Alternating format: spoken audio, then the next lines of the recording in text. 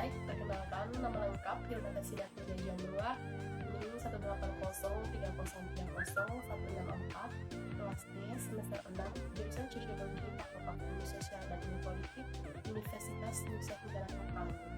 Dan narasumber saya, pada kesempatan kali ini saya akan melakukan wawancara mengenai judul penelitian yang akan saya teliti nanti, yaitu upaya pencegahan penularan COVID-19.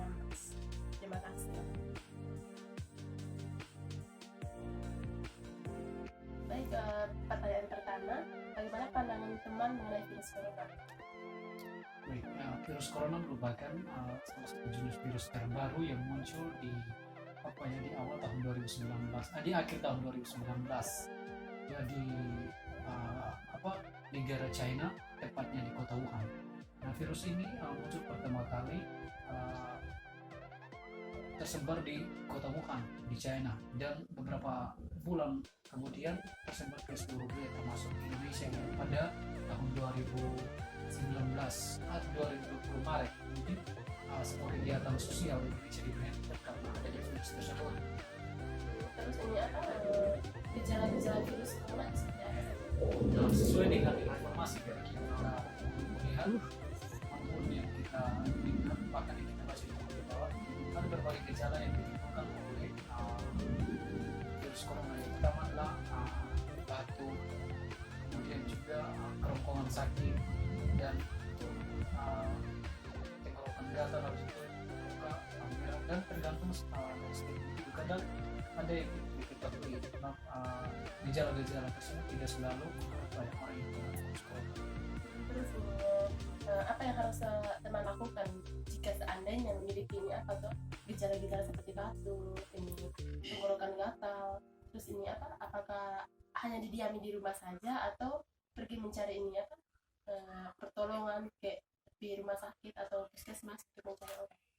Oke, baik, terkait dengan pertanyaan ini dan realitas yang terjadi kalau kita sudah mengalami hal-hal tersebut ya, seperti Anda katakan tadi, batuk, pilek dan lain sebagainya, itu ya agak sedikit takut untuk ke rumah sakit karena akan sampai divonis untuk kena corona, padahal kita hanya sakit biasa, flu biasa, batuk biasa begitu. Jadi kita agak takut. Oleh karena itu kita hanya mungkin lakukan istirahat di rumah, kemudian juga melakukan aktivitas seperti biasa, seperti olahraga, kerja ringan dan lain sebagainya gitu. Terus ini apa penyebaran COVID nih, bagaimana cara ini ya penyebaran COVID ini apa yang teman ketahui di lingkungan? Baik, seperti yang saya ketahui bahwa penyebaran COVID ini adalah sangat cepat dengan adanya kontak antara sesama, kemudian juga ketika kita berpergian mungkin ada benda-benda atau apa yang kita pegang di tempat-tempat tersebut mungkin terkena virus, akhirnya kita juga ikut kena begitu. Jadi adanya kontak dengan sesama, kemudian pasien yang sudah kena COVID begitu, jadi kita juga ikut kena gitu. Dan tergantung dari imun seseorang, karena imun sangat berpengaruh di sini. Apabila kalau kita mempunyai imun yang kuat, kita akan sulit sedikit untuk kena virus ini. Tapi kalau imun lemah, mudah sekali untuk terserang oleh virus tersebut. Terus ini apakah COVID-19 itu dapat menyebar melalui orang yang tidak mempunyai gejala seperti dari gejala batuk? Kalau menurut saya, dia menyebar ke siapa saja dan di mana saja tanpa harus menentukan ini siapa atau menentukan gejala. Begitu. Jadi dia menyebar sangat tergantung dari lingkungan tempat tinggal setiap individu. Apakah lingkungan tersebut benar-benar belum ada yang terinfeksi begitu. Kalau memang belum ada, berarti otomatis kita melakukan aktivitas seperti biasa, ada. Namun lingkungan tersebut apabila sudah sudah kena atau sudah ada seseorang di dalamnya yang sudah terinfeksi virus ini, otomatis dengan sendirinya kita akan takut untuk melakukan aktivitas karena hal ini sudah terjadi. Terus ini apa yang dapat kita lakukan untuk melindungi diri dan melindungi diri dari orang yang kita tidak tahu apakah dia terinfeksi dari virus corona? Nah, itu dia, makanya ada berbagai kebijakan atau upaya yang dikeluarkan oleh pemerintah agar bisa terhindar dari akibat dampak dari COVID ini. Ya, salah satunya itu adalah menggunakan masker, kemudian mencuci tangan. Ketika berpergian keluar, kita harus menjaga jarak, kemudian membatasi kegiatan yang sifatnya publik. Artinya kita tidak boleh melakukan sesuatu lebih dari 2 atau 3 orang gitu, agar terhindar dari COVID walaupun kita tidak mengetahui gejalanya seperti apa.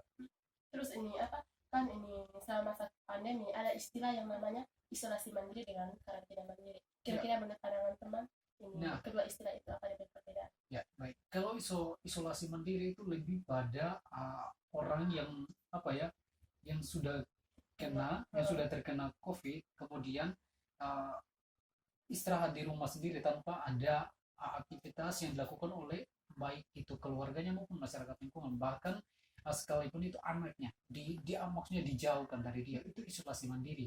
Maksudnya disediakan tempat khusus tanpa di situ ada interaksi dengan siapa-siapa gitu. Nah, itu isolasi. Kemudian karantina. Karantina ini dalam konteks yang luas. Artinya, ketika kita berpergian baik dalam wilayah maupun di luar, kita harus melakukan karantina yang tergantung dari aturan pemerintah. Misalkan seperti yang sudah tercantum adalah 14 hari. Nah, ini aturan pemerintah yang dikeluarkan untuk menjaga atau menghindari orang agar tidak terkena COVID ketika berkeluar, sehingga adanya karantina. Begitu. Karantina ini dalam hal tidak hanya 1 orang, mungkin di dalamnya tergolong beberapa orang yang tidak terkena COVID, yang itu menjalani seolah-olah ini uji tes apakah benar-benar bersih dari COVID atau tidak. Terus ini apa, kan sekarang kan sudah ada vaksin toh, tapi vaksin itu belum disalur ke seluruh masyarakat. Iya. Terus ini kira-kira ini apa, karena vaksin kan belum disalurkan ke seluruh masyarakat, kira-kira mungkin ada cara mencegah lain toh untuk mencegah penyebaran COVID-19.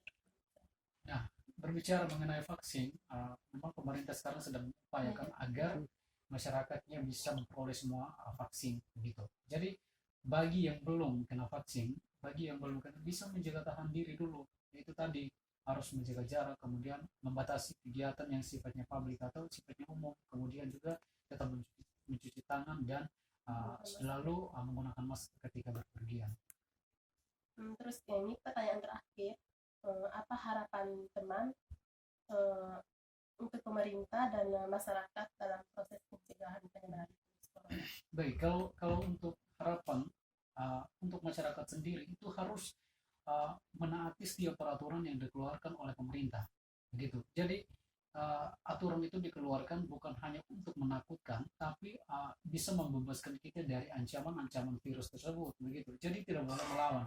Artinya masyarakat dibutuhkan kesadarannya agar bagaimana caranya bisa ikut serta dalam pencegahan virus ini. Nah, untuk pemerintah harus sudah baik. Ada berbagai upaya yang dilakukannya, itu sangat baik sekali untuk menghindari penyebaran secara luas lagi ini COVID-19, mengadakan aturan. Tapi kalau menurut saya lebih dipertegas lagi, jangan hanya membuat aturan tapi tidak dijalankan. Misalkan sering terjadi bahwa denda ketika tidak menggunakan masker itu kan 250.000, tapi fakta yang kita lihat, fakta yang kita temukan tidak begitu. Kadang ketemu orang yang tidak menggunakan masker tapi hanya diberi nasihat, sementara aturan yang dibuat itu denda 250. Nah, ini akan membuat masyarakat semakin itu saja dia tidak pakai masker terus tidak denda, kenapa saya tidak. Artinya akan memberikan ruang dan peluang kepada yang lain untuk mengikuti cara tersebut, sementara aturan tetap berjalan tapi tidak tegas begitu. Itu harapan saya. Oleh karena itu perlu kerjasama antara pemerintah dan masyarakat agar tetap membenahi bagaimana caranya atau bagaimana upaya agar tetap melakukan pencegahan COVID-19. Terima kasih. Baik, terima kasih. Ya. Baik, saya dapat ambil kesimpulan dari hasil wawancara yang telah saya lakukan bersama narasumber saya. Virus corona itu pertama kali ditemukan di kota Wuhan, Cina, khususnya di pasar Huanen. Virus corona ini mempengaruhi seluruh tatanan kehidupan manusia di berbagai aspek seperti di bidang ekonomi, pendidikan, maupun agama. Karena adanya virus corona ini, pemerintah mengeluarkan aturan yang dimana semua aktivitas yang dilakukan oleh manusia yang sebelumnya dilakukan di luar rumah, tapi karena munculnya COVID-19, semua aktivitas tersebut dilakukan dilakukan dari rumah, di mana yang disebut dengan istilah work from home. dan social distancing. Pada masa pandemi seperti ini, mau mahasiswa maupun pekerja kantoran, pelajar semua melakukan aktivitas dari rumah. Ibadah pun dilakukan dari rumah masing-masing. Virus corona ini mempunyai gejala seperti flu, batuk, terus tenggorokan gatal-gatal, demam. Jika kita sudah mempunyai gejala seperti ini, sebaiknya untuk cepat mengatasi hal ini, sebaiknya kita pergi dan memeriksa diri ke puskesmas terdekat agar kita mengetahui apakah kita positif virus corona atau tidak, agar bisa mencegah penularan terhadap orang lain. Terus COVID-19 ini